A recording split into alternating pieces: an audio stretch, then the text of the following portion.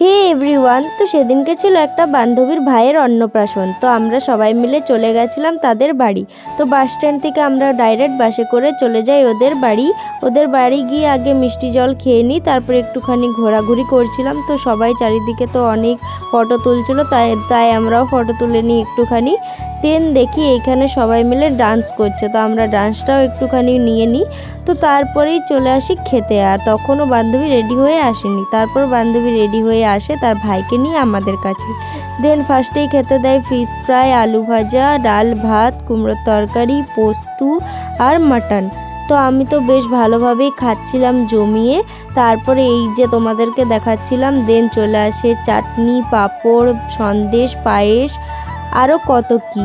তারপরে আইসক্রিম খেয়ে সবাইকে টাটা করে চলে আসি স্টেশন। তো দেন তারপরে আমরা চলে যাই বাড়ি। তো দেখা হচ্ছে নেক্সট ব্লগে, ততক্ষণ পর্যন্ত টাটা।